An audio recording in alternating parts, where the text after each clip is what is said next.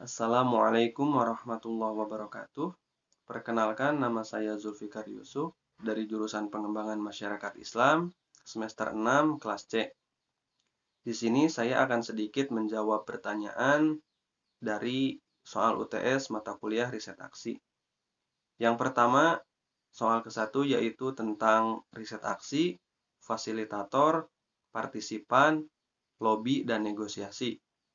Riset aksi merupakan riset yang didasarkan pada aksi nyata dengan mengembangkan partisipasi masyarakat dalam memecahkan masalah dan merancang program untuk memenuhi kebutuhannya sendiri. Kemudian, fasilitator. Fasilitator adalah seseorang yang membantu sebuah komunitas atau kelompok masyarakat yang memang memiliki tujuan atau rencana yang sama menggunakan metode pendampingan masyarakat. Selanjutnya yaitu ada partisipan.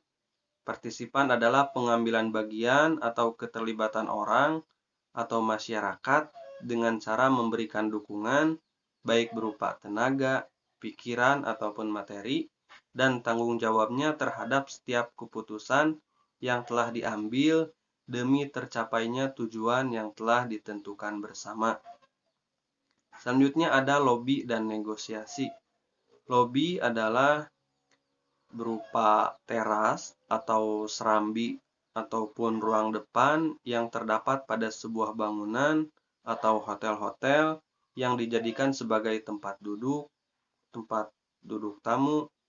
Biasanya lobi dilakukan sebagai pendekatan dalam rangka merancang suatu perundingan. Kemudian negosiasi. Negosiasi adalah pembicaraan orang lain dengan maksud untuk mencapai kesepakatan, untuk mengatur, atau untuk mengemukakan.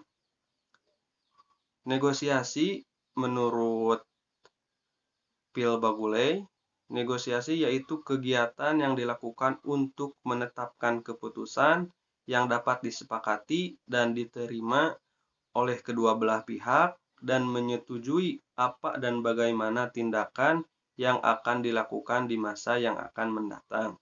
Kemudian pertanyaan yang kedua, kenapa relasi belajar riset aksi harus subjek-subjek?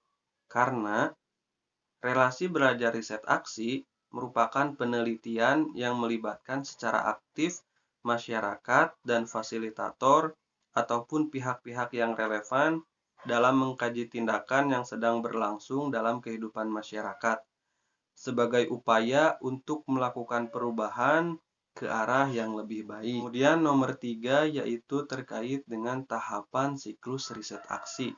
Yang pertama ada sosialisasi awal, rembuk warga, dan refleksi sosial. Sosialisasi awal merupakan proses awal dalam tahapan riset aksi. Siklus ini dilaksanakan karena PLT merupakan upaya penanggulangan masalah-masalah sosial yang diintervensi oleh pihak luar atau pemerintah. Kemudian ada rembuk warga, merupakan proses upaya melaksanakan program pemberdayaan masyarakat bersama peserta PLT, KKN, ataupun PKM Sisdamas secara lisan dan tulisan. Pada saat rembuk warga, diharapkan masyarakat yang aktif dalam menyampaikan pendapat. Kemudian ada refleksi sosial. Di situ membahas mengenai identifikasi masalah, mencari akar penyebab masalah, indikator keberdayaan menurut masyarakat, harapan masyarakat, dan menyusun RKTL. Tahapan selanjutnya yaitu ada pemetaan sosial dan orgamas.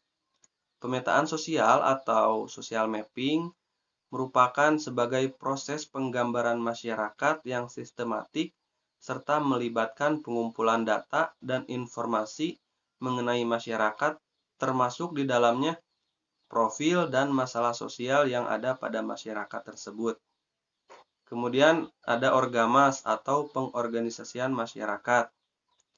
Siklus ini merupakan jawaban dari kebutuhan masyarakat terhadap adanya organisasi masyarakat yang mampu menerapkan nilai-nilai luhur yang dimotori oleh pemimpin yang mempunyai kriteria yang sudah ditetapkan oleh masyarakat. Organisasi masyarakat bisa berbentuk paguyuban ataupun perhimpunan yang memanfaatkan organisasi yang sudah ada di masyarakat, seperti LPMD, MUI, DKM, PKK, ataupun Karang Taruna. Kemudian tahapan siklus riset aksi yang selanjutnya ada CANTIP dan SIPRO. CANTIP yaitu perencanaan partisipatif, merupakan perencanaan warga untuk mengembangkan program penanggulangan sosial baik jangka pendek ataupun jangka menengah. Dalam pengembangannya, perencanaan partisipatif, baik sumber daya manusia ataupun sumber daya lainnya, diharapkan bukan hanya dari masyarakat, tetapi kerjasama baik dengan pemerintah ataupun pengusaha. Kemudian ada SIPRO atau sinergi program, yaitu membuat forum yang difasilitasi oleh organisasi masyarakat yang dihadiri oleh aparatur desa, tokoh agama, tokoh masyarakat, tokoh pemuda, dan tokoh wanita untuk membahas sinergi program yang memungkinkan kegiatan tersebut dapat masuk pada agenda Musrenbangdes atau Musyawarah Perencanaan Pembangunan Desa. Kemudian tahapan siklus riset aksi yang selanjutnya ada PEPRO dan MONEF. PEPRO yaitu pelaksanaan program. Pada tahap ini, semua pihak terlibat dalam kegiatan pelaksanaan program sesuai dengan tugas pokok dan fungsi masing-masing. Kemudian MONEF, monitoring dan evaluasi. Kemudian di sini tim melakukan tugas monitoring dan evaluasi dengan mengecek kembali hasil pelaksanaan program disesuaikan dengan yang terdapat pada rencana dalam proposal. Kemudian yang terakhir, nomor 4, yaitu analisis terhadap kisah Nabi Yusuf alaihissalam. Nabi Yusuf merupakan seseorang yang memiliki kecerdasan dalam berbagai hal. Salah satunya yaitu beliau mampu mengungkapkan tabir mimpi raja. Adapun bentuk pemberdayaan Nabi Yusuf yaitu pada bidang ekonomi. Karena Nabi Yusuf berawal dari mentakwilkan mimpi raja, yaitu raja melihat 7 ekor sapi gemuk dimakan oleh 7 ekor sapi yang kurus. Kemudian 7 gandum yang hijau dan 7 gandum yang kering.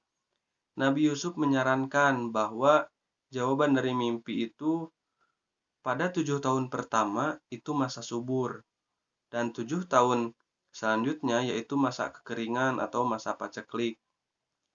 Nabi Yusuf menyarankan untuk bisa memanfaatkan dan menyisakan hasil tiap panen dari 7 tahun pertama. Hal itu dilakukan untuk persediaan pada masa paceklik tiba atau 7 tahun setelahnya. Dengan begitu, Nabi Yusuf berhasil menyelamatkan warga Mesir dalam menghadapi masa paceklik atau masa kekeringan. Mungkin hanya itu yang dapat saya sampaikan. Mohon maaf bila banyak kesalahan. Wassalamualaikum warahmatullahi wabarakatuh.